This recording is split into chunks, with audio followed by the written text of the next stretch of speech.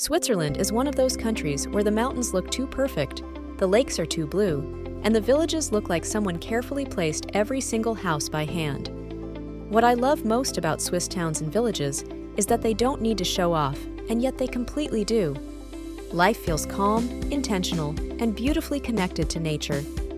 These are places where church bells echo through valleys, wooden chalets sit beneath snow-dusted peaks, and time seems to move just a little slower. Today, we're exploring 7 of the most beautiful fairy tale towns in Switzerland, places that feel straight out of a storybook. But before we begin, tap that like button if you love travel inspiration, and subscribe to Jet Lag Stories for weekly journeys around the world. And don't forget, tell us in the comments what destinations or themes you'd love to see next on the channel. At number 1, we begin in Lauterbrunnen. Set in one of Switzerland's most dramatic alpine valleys, Lauterbrunnen is defined by verticality. Sheer limestone cliffs rise on both sides of the village, while waterfalls, more than 70 of them, spill into the valley below, especially powerful in late spring and early summer. The village itself is small and walkable, surrounded by open meadows, farms, and traditional wooden chalets. Historically a farming community, Lauterbrunnen has long served as a gateway to the Bernese Alps. Today, it's best used as a base.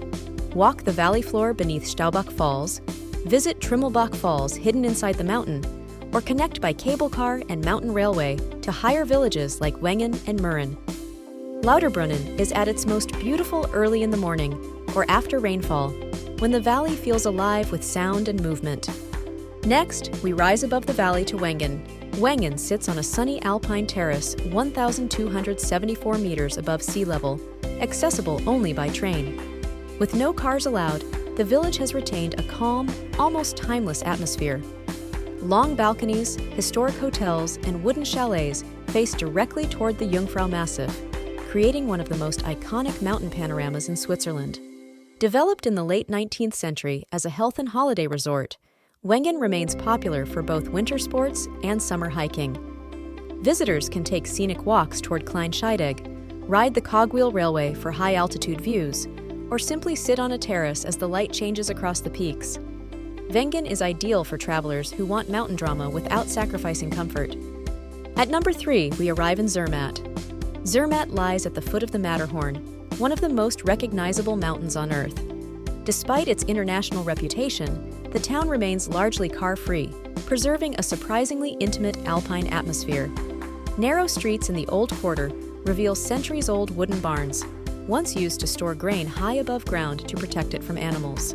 Zermatt grew from a remote farming village into a mountaineering center during the 19th century, and now offers one of the most extensive mountain rail networks in Europe.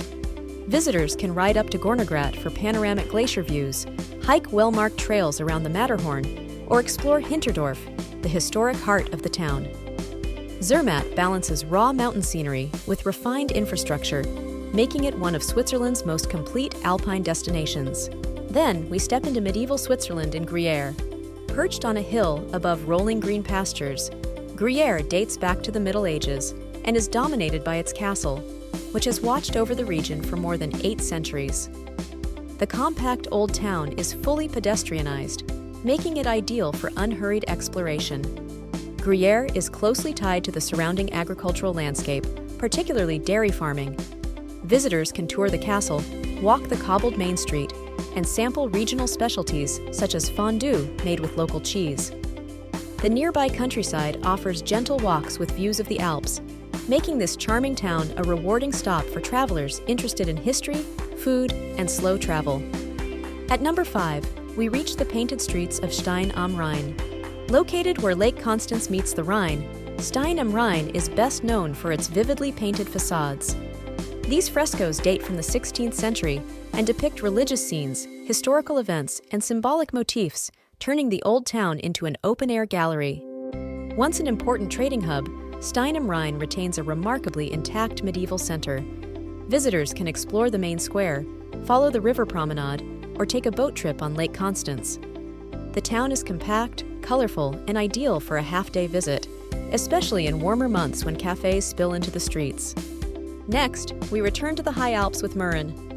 It sits dramatically on a cliff edge above the Lauterbrunnen Valley, offering uninterrupted views of the Eiger, Mönch, and Jungfrau. Like Wengen, it is completely car-free, reachable by cable car and train. The village feels remote, but never isolated. Historically a farming settlement, Mürren later became a center for early alpine tourism and winter sports. Today, it's prized for its hiking routes, particularly the panoramic paths toward Almendhübel. Mürren is best for travelers who want high-altitude scenery with minimal crowds, especially in late summer and early autumn. Finally, we end in the heart of the Bernese Oberland, Interlaken. Interlaken sits exactly where its name suggests, between Lake Thun and Lake Brienz, with the towering peaks of the Bernese Alps rising on either side. Its wide avenues, historic hotels, and open green spaces were designed for travelers long before modern tourism existed.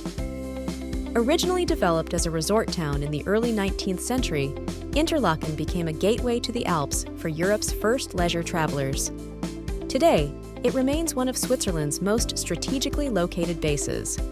Visitors can cruise across both lakes, take scenic trains to mountain villages like Grindelwald and Lauterbrunnen, or ride cable cars toward panoramic viewpoints. Now we'd love to hear from you. Which Swiss town would you visit first? Or is there a place in Switzerland that already has your heart? Share it with us in the comments. Your ideas often inspire where we go next.